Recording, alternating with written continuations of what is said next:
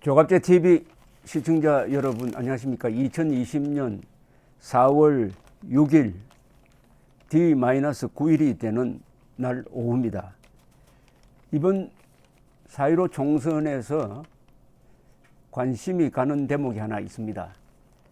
기독자유통일당이 의석을 확보할 수 있느냐는 거죠. 그리하여 최초의 개신교 정당이 국회로 진출하는 일이 있을 수 있느냐 없느냐인데, 오늘 조선일보 광고란에 기독자유통일당이 광고를 냈습니다. 정당 투표는 기독자유통일당 기호 19. 여기 얼굴이 누가 나왔느냐 하면은 기독자유통일당의 선거대책위원장인 김성규 장로가 나왔습니다. 김성규 장로는 노무현 정권 때 법무장관을 하고 그 다음에 또 국정원장을 했습니다. 국정원장 시절에 이 주사파가 관련된, 그리고 당시에 정권과도 정권 핵심 부의 몇 명과 연루되었다는 소문이 있었던 1심회 간첩단 사건을 수사를 했는데, 수사를 지휘하고 며칠 있다가 면직이 되었습니다. 노무현 대통령에 의하여. 이 국정원장은 대통령 직속 기관입니다. 이분이 호남 출신이면서 아주 보수적인 법률가입니다. 여기 광고가 이렇습니다. 광화문의 함성, 한국교회를 지키는 힘, 예배를 막을 권리 국가에겐 없습니다. 예배와 종교의 자유는 자유민주국가가 지켜야 할 의무입니다. 기독자유통일당은 문재인 정권의 종교 탄압에 맞서겠습니다. 국민과 함께 코로나를 막아내고 국민과 함께 예배의 자유를 지키겠습니다. 예배, 누구도 뺏을 수 없는 우리의 권리. 이제 선거 전략을 종교 탄압에 두겠다. 이 정권이 종교를 탄압한다. 특히 정광훈 목사가 시무하는 서울 성북구 사랑제일교회를 딱 찍어가지고 예배 금지 명령을 내린 것은, 이것은 종교 탄압이다 라고 문제를 제기하고, 이것을 널리 알려가지고 개신교도들이 투표장에 많이 가도록, 그러니까 득표 전략으로 지금 그 포인트를 잡은 것으로 해석이 됩니다. 이 사랑제일교회나 정광훈 목사에 대해서 다소 냉담한 태도를 취해온 조선일보조차도 오늘은 이런 사진을 내려보냈습니다. 앞은 클럽 앞은 100m 장사진, 코로나 단속 공무원, 클럽 앞엔 4명, 교회 앞엔 500명, 교회 앞엔 바리케이드. 사진 설명이 5일 오전 일요 예배를 강행한 서울 성북구 사랑제일교회 앞에 경찰 관계자 등이 집회를 막기 위해 출입을 막고 있다, 이렇게 되어 있습니다. 어제 이 서울시가 전염병 예방을 이유로 다른 교회는 그냥 예배를 안 드렸으면 좋겠다는 권고사항 정도인데, 이 사랑제일교회에 대해서는 집회 금지 행정명령을 내려가지고 고발을 해놓은 상태입니다. 지난주에도 예배를 드렸어요. 고발해 놓은 상태인데, 어제 또 예배를 보니까 이렇게 교회 앞에 500명이 공무원들이 나와가지고 그 스피커를 통해서 경고 방송을 계속 하니까 교회에서도 스피커를 통해서 찬송가를 내보내고 해가지고 이 스피커 전쟁이 일어나곤 했다고 합니다. 그리하여 나중에는 서로 이 줄이자고 합의를 해가지고 휴전 비슷하게 했다는데, 이 교회는 이런 주장을 하고 있습니다. 우리는 방역 지침을 제대로 지키고 있다. 철저하게 지킨다. 왜 우리 교회에만 이런 가혹한 조치를 취하느냐. 이것은 종교 탄압. 정광훈 목사가 지금 선거법 위반 혐의로 구속되어 있는데, 그 정광훈 목사가 미워서 바로 이 교회를 타겟으로 하고 있다, 이렇게 주장을 하고 있습니다.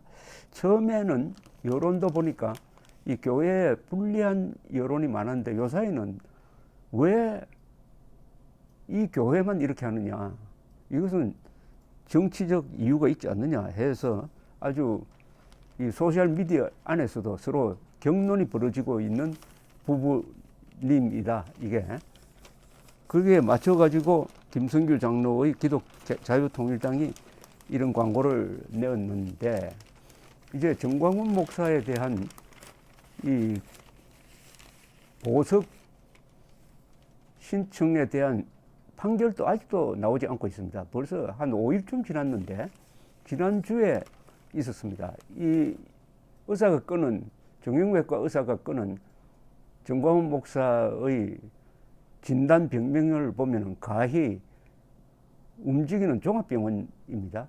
목을 수술을 해가지고 거기에 지지대를 쇠 지지대를 3개를 박았는데, 만약 충격으로 여기에 무슨 손상이 생기면은 급사할 위험이 있다.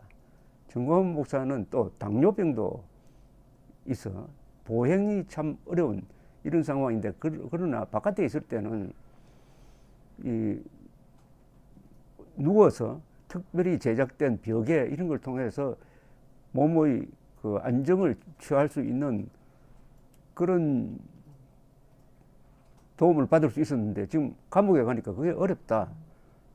그리고 이게 구속 사유가 아니다는 겁니다. 이 구속 사유라는 것은 딱 법에 정해져 있습니다. 증거 인멸과 도주의 염려가 있으면 구속 수사를 합니다. 근데 증거 인멸할 필요가 없는 게, 검찰이 기소한 내용은 다 광화문에서 연설한 내용이에요. 연설한 내용이니까 다 녹음이 됐고 녹화가 됐는데 그거 누가 지우겠습니까? 지금 도주 위험은커녕 정광훈 목사에 대해서는 경찰이 항상 집중적으로 따라붙고, 집 근방에는 CCTV도 있고 하는데 어디로 도망을 갑니까? 그 다음에 두 번째, 이 선거법 위반이 이게 과연 죄가 되느냐는 건데, 이게 지금처럼 후보도 결정되지 않는 때에 자유한국당 황교안 대표를 지지해야 된다는 연설을 한 걸 선거법 위반으로 걸었는데, 변호사들은 이건 선거법 위반이 안 된다는 겁니다. 선거법 위반은 특정 후보가 정해지고 그 후보를 지지하라는 말이 나와야지, 하나의 정치적 소견으로서 자유한국당 황교안 대표를 뭉치자라고 한 게 이게 과연 선거법 위반이 되느냐. 지금 2004년에 헌법재판소가 노무현 당시 대통령에 대한 탄핵 심판을 할 때 노무현 대통령이 정광훈 목사가 했던 비슷한 이야기를 한 걸 가지고 국회가 탄핵 소추를 했는데, 헌법재판소의 판단은 그 정도는 법에 위반된다고 볼 수가 없다. 왜냐하면 특정한 후보가 결정되지 않기 때문에 그냥 국민의 자유로운 의사표시로서 어느 정당을 지지하자 하는 게 왜 정광훈 목사를 구속해야 될 사유가 되느냐. 더구나 좀 황당한 것은 이 구속영장을 발부한 김모 부장판사는 도주의 우려가 있다고 한 거예요. 도주의 우려가 있다? 여러분 상상이 됩니까? 정광훈 목사가 도주 우려할 염려가 있습니까? 또 출국은 이미 금지된 상태입니다. 보행이 자유롭지 못합니다. 그리고 경찰, CCTV 등 집중적인 감독을 받고 있습니다. 그리고 따르는 교인들이 항상 수만 명, 수천 명, 수백 명씩 그 주변에 모여 있는 분이 도주 위험이 있다고 하면서, 이렇게 잘못하면 급사할 위험이 있는 사람을 감옥에 집어넣어 놓고, 그 교회에 대해서는 아마 한국 역사상 처음일 겁니다. 어떤 이유든지 예배 금지를 명령한 것, 그리고 이걸 어기면은 참석자까지 100만 원씩 벌금 물리겠다고 그 교회 앞에서 스피커 대놓고 계속 이야기한다. 이게 과연 방역을 위한 거냐? 방역을 위한 거냐? 똑같은 논리라면 왜 나이트클럽 같은 거는 왜 장사하게 만드느냐? 왜 극장 문은 닫지 않느냐? 이렇게 지금 따지고 있습니다. 그러니까 기독자유통일당이 그럼 좋다. 우리도 종교 탄압으로 대응을 하겠다. 이건 종교 탄압이다. 예배를 막을 권리 국가에는 없습니다. 예배와 종교의 자유는 자유민주 국가가 지켜야 할 의무입니다. 기독자유통일당은 문재인 정권의 종교 탄압에 맞서겠습니다. 국민과 함께 코로나를 막아내고 국민과 함께 예배의 자유를 지키겠습니다. 예배, 누구도 뺏을 수 없는 우리의 권리. 여기에 대해서 문제는 이제 개신교의 반응이죠. 이 기독자유통일당은 과거에는 2016년에는 한 70만 표 이상을 받아가지고 2만 표 정도가 부족해가지고 의석을 차지하지 못했습니다. 그런데 이 기독교 안에 그동안에 상당한 조직 표를 만들어 놓았다는 것이 이 기독자유통일당의 계산이고, 그래서 한 300만 표 자신한다는 건데, 그런데 여론조사를 해보면은 잘 나타나지가 않아요.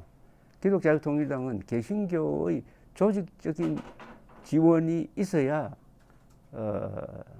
의미 있는 득표가 가능한 그런 구조인데, 종교 탄압을 가지고 특히 예배 금지에 대한 이 반발을 가지고 한국 개신교 한 900만 되는 한국 개신교가 거기에 대해서 어떻게 반응하느냐, 이게 4월 15일 선거의 한 관점이다, 이렇게 정리를 하겠습니다. 감사합니다.